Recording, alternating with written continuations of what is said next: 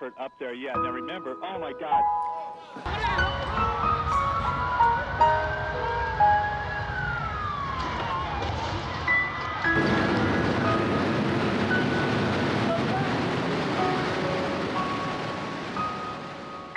Nous sommes le 11 septembre 2001. Il est 9h46 quand un premier avion s'écrase sur l'une des deux tours du World Trade Center à New York.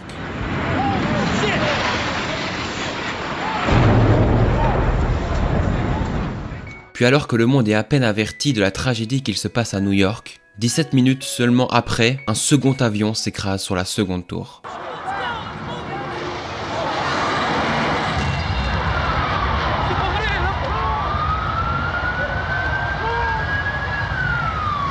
Une scène dramatique qui résultera à l'effondrement des deux tours successivement et qui viendra plonger directement la ville de New York sous une fumée noire dont encore aujourd'hui la ville est imprégnée. Un symbole de l'Amérique forte venait d'être réduit en miettes. Mais surtout derrière cela, des milliers de personnes ont perdu la vie.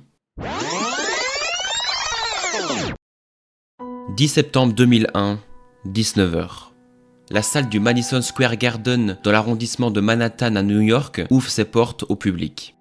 Ce soir-là, un show de dingue était en vue. À l'occasion des 30 ans de sa carrière solo, le 7 et 10 septembre, Michael Jackson s'est produit sur scène. Un show assez spécial, puisque juste avant que Michael Jackson monte sur scène pour performer quelques titres, de nombreuses autres vedettes invitées par lui allaient d'abord se produire sur scène. 20h30. Samuel L. Jackson lance la soirée avec Usher.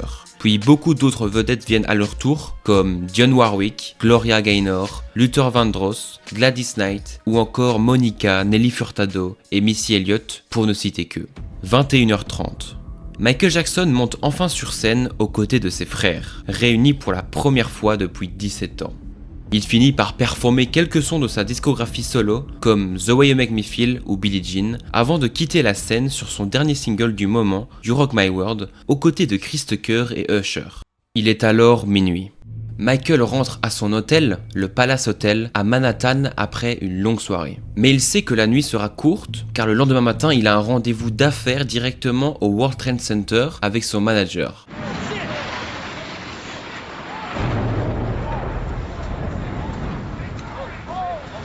Finalement, Michael Jackson ne se réveillera pas. Il ne sera donc pas dans les tours au moment du drame. Mais comme tout le monde, il apprendra les faits directement via sa télévision et via tous les gens qui l'entourent à ce moment-là, qui étaient totalement en détresse vu qu'il était actuellement à New York. Ces images choquantes ne l'ont pas laissé dans l'indifférence. Alors très rapidement, il va entreprendre un projet qui lui permettrait à son échelle d'aider les familles des victimes, ainsi que les pompiers de la ville qui, pendant de nombreuses semaines qui se transformeront finalement en mois, travaillaient sous les décombres pour notamment trouver des corps qu'ils ont pour beaucoup jamais identifiés. Dans cette vidéo, je vais revenir sur l'histoire de la chanson What More Can I Give de Michael Jackson, accompagné d'une trentaine de chanteurs, dont Beyoncé, Céline Dion, Shakira entre autres faisaient partie, et qui a été enregistré dans le but de récolter des fonds suite aux attentats du 11 septembre 2001. Alors si le sujet vous intéresse, n'oubliez pas de mettre un like, de vous abonner, mon Instagram s'affiche également à l'écran, et une fois que tout ça est fait, on peut commencer.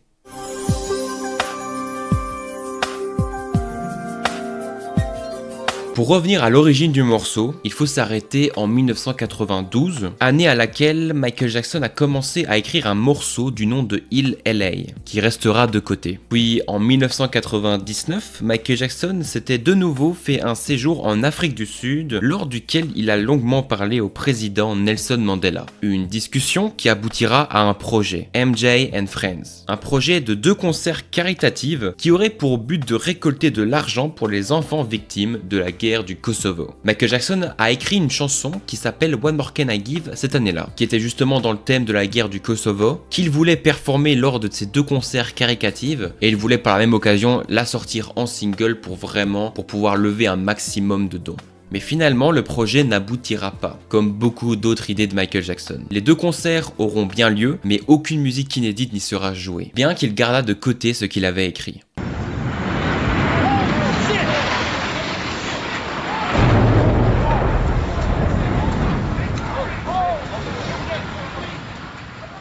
Il n'était pas question de rien entreprendre face au drame de New York pour Michael Jackson. On est 2 ans après la guerre du Kosovo, et alors qu'il est censé être en pleine promotion de son prochain album Invincible, Michael Jackson veut reprendre l'idée de sa chanson What More Can I Give.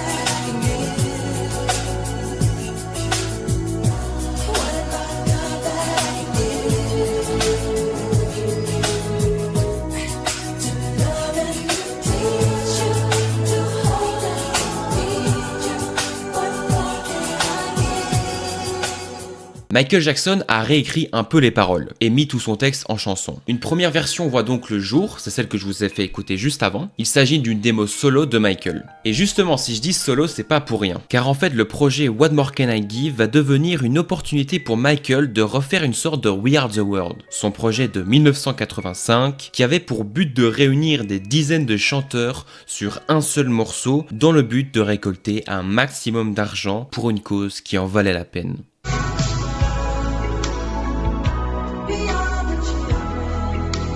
We Are The World était un projet qui avait beaucoup plu et beaucoup marché. Alors de cette démo enregistrée en solo, Michael Jackson va ensuite inviter un bon nombre de grands artistes qu'il appréciait à venir poser sa voix sur le morceau, qui d'ailleurs pour beaucoup d'entre eux venaient quelques jours juste avant de monter sur scène avec Michael au Madison Square Garden, ne sachant pas que le jour d'après allait se dérouler une attaque terroriste d'une grande ampleur à New York. Bref, nous sommes désormais en octobre 2001 et durant plusieurs jours, des artistes vont défiler dans la cabine du studio de Michael afin d'enregistrer chacun une courte partie afin de partager les couplets de la chanson à un maximum de personnes.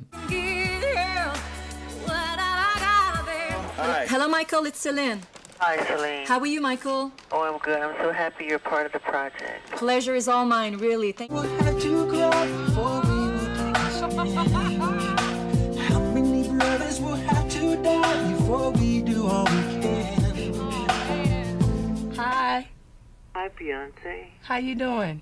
Oh, good. I really appreciate you doing this because we're giving back.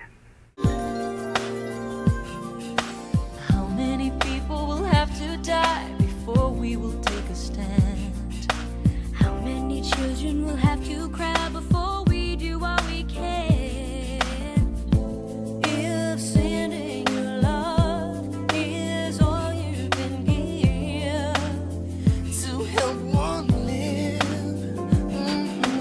How many times can we turn our heads and pretend we cannot see? Healing the wounds of our broken earth, we're one global family.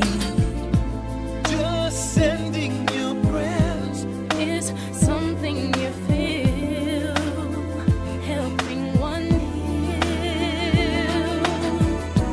What have I got that I can give? What have I got that? Tell me. What have I got that I can give? Yeah, yeah. Oh, to love and to teach you, to hold and to need you. What can I give? What can I give? Une trentaine de chanteurs vont poser leur voix sur ce morceau humanitaire, comme par exemple Beyoncé, Usher, Céline Dion, Maya, Justin Timberlake, Mariah Carey, Shakira et plein d'autres. Un clip vidéo sera également monté avec un assemblage de plans des artistes qui chantent directement dans le studio la chanson. Une vidéo simple, mais qui montre l'engagement qu'ont pris tous les artistes qui ont posé sur la chanson.